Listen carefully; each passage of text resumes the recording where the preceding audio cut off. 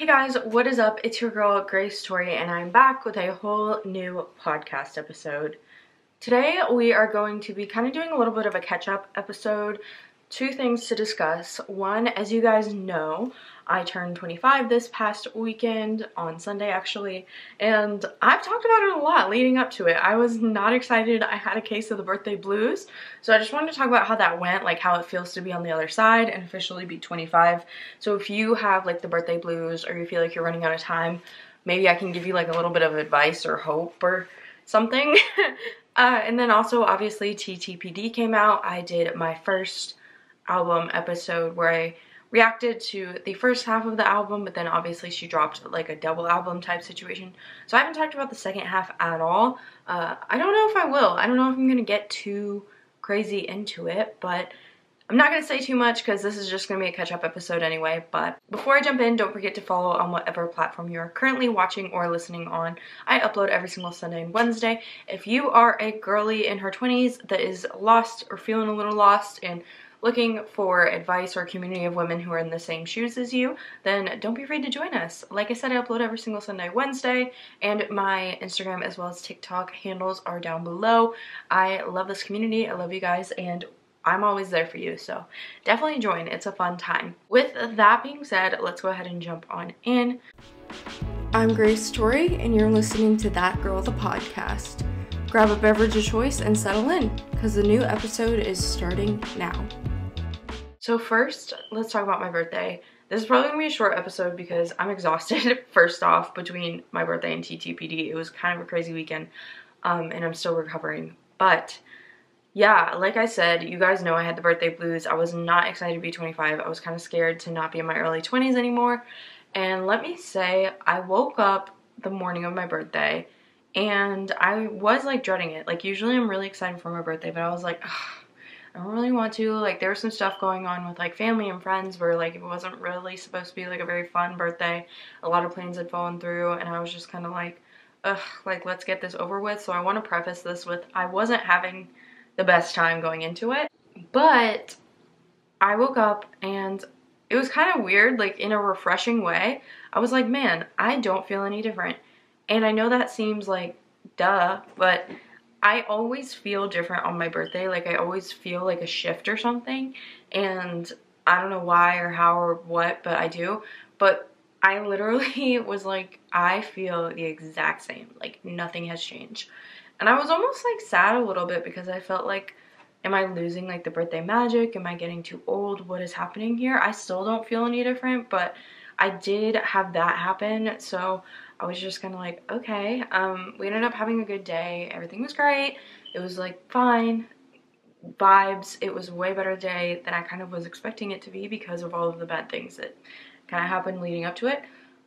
But I did come home from everything and have a teensy little panic attack. And by teensy little, I mean a regular panic attack. It was definitely a panic attack. I don't know what happened, but I have a lot of goals for myself that I kind of just gave the deadline of 30 for. Like, I want to do this by the time I'm 30.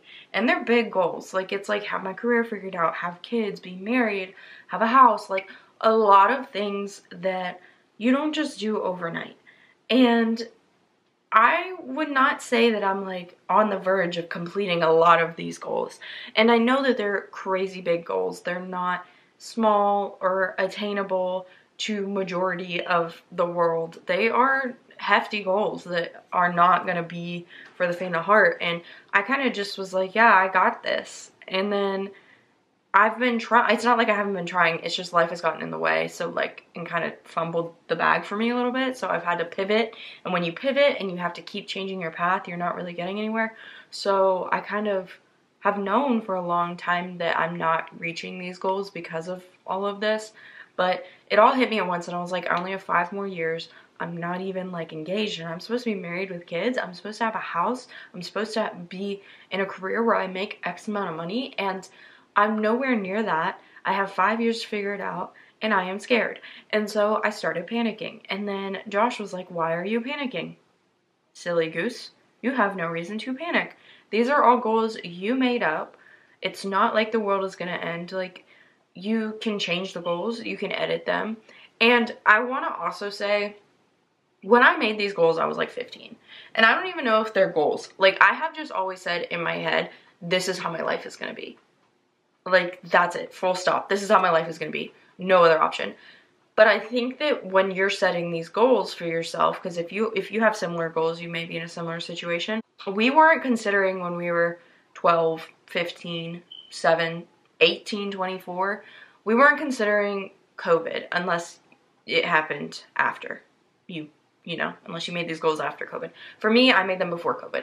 And that's just one example of the crazy things that have happened. I know the US economy right now has had a huge impact on people and their goals, myself included. It's really hard to save up money when the cost of living is rising and salaries aren't rising with it. So like savings is getting tighter and tighter until there's not really any room to save anything. Like, there are real things that we're dealing with that I didn't factor in when I was 7 years old. Like I said, like, I was a senior in college when COVID did its thing. So I literally had to change my master's. I was going to go to master's for animal behavior, and I couldn't because I wouldn't have been able to travel, and I really wanted to travel, and actually I wanted to go international to do it. So I changed it to a business master's entirely. Like, I completely shifted gears. And that changed the trajectory of my life, and I'm glad I did that. Like, I have so many beautiful things in my life and Josh that I wouldn't have had before, but it's kind of silly of us to put these goals on our life full stop without even considering the logistics of how hard life is, and not even in like an excuse way, and like a you need to be more graceful / realistic with yourself way. COVID like affected a lot of people. The economy affects a lot of people. There continues to be things in your life. Maybe you lose someone, or you lose your college scholarship, or there's all these situations. Like, maybe your landlord decides to sell the place you live. And all of these are shitty situations. These are crazy. They're not great things to go through, but you can't plan for that, and it does set you back, and you can't beat yourself up and cry on your birthday because it set you back, like, you know? So that was a realization I had.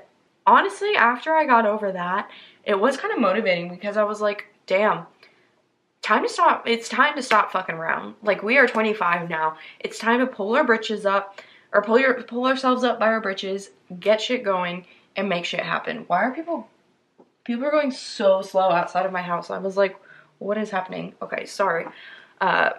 Squirrel. But no, you know what I mean? Like, life is gonna deal you shitty cards sometimes, and you have to continue to play the game. And it's like, you hit me, I'm gonna hit back harder. Like, I'm gonna get what I want, and it may not be in the time frame that I want, but we're gonna make this shit happen. And that's kind of the mindset I have. Like, I'm like, no more fucking around, no more waiting for shit to fall into my lap. I'm getting my shit. And I know I go through this phase all the time, but I don't know. It was like, I feel like I'm on a time crunch, but I also am relieved because I don't feel like I'm on a time crunch, because there are a lot of things that I need to give myself grace about, and I have achieved so much that I just have kind of thrown to the wayside to focus on these other things I haven't achieved yet. So, I don't know. That's how I'm feeling. If you are also like getting the birthday blues, I don't know if that was helpful for you or not, but that's just my honest thoughts on it. I hope that you got some sort of pep talk / comfort from knowing that, like, the world's not going to stop spinning if you get delayed or things change or you no longer want the same things. Like, that's just part of it. We're going to learn and grow our whole life. Life doesn't stop when you turn 30 or turn a certain age and no longer, and your deadline's up that you literally set for yourself. Now that that's kind of out of the way, let's talk about TTPD. Not too much happening. I'm obviously wearing my merch. I got this, I think, the night before the album came out, like the eve of the album. It came in the mail yesterday. I really like it. If you are listening and not watching, it's the beige hoodie that has TTPD, like, what do you even call this? It's like branded on there, but it's not. It's like etched into the sweatshirt. I don't know. I really like it. I hope that, like, I hope that this doesn't go away over time. Like, I hope it doesn't wear out and then it just turns into a beige hoodie. But I genuinely enjoy this sweatshirt. It's very comfortable. It's a normal size. Like, my Air Store hoodie, I got a large and it comes down to like my knees. This is a hoodie that's a large, and it's normal. It's a normal size. I really enjoy that. In terms of the album, it's been an emotional roller coaster because I think that art is obviously subjective. We're all going to relate it to our own points of view. Even if Taylor had her own reasoning or, you know, muse for what she wrote and who she wrote it about, I'm going to take that and I'm going to make it into my own story or my own relatability. Like, it's gonna mean something totally different for me than it's gonna mean for you or even for Taylor. So I think that when someone is that emotional and talks that candidly about depression and heartbreak and anxiety and growing up and being underestimated, being the center of attention, being hated, like, when someone is that honest about how they're feeling, and you are also an emotional being, because I am a very emotional person, I am going to be very emotional about it and take it in a very emotional way as well. Like, I'm trying to digest the album still. I still haven't fully, like, processed it because it is such an emotional process to not only dissect, listen to, relate into my own way, and kind of compare to my own demons. It's just like a lot. It's a lot. And I think it's a beautiful gift to people like myself who have mental health struggles or who have been, even if you've been through a hard breakup, there's a few songs in there that I'm like, this kind of reminds me of certain family members or certain friendships. Like, I know that this is about her ex-boyfriend, but to me, this literally sounds like it's about a family member or a friend or XYZ, and that really hurt my feelings, and it brings up old memories, and I'm kind of processing that. But it also has really beautiful songs that are love songs, and it's just like crazy. Like, the whiplash I get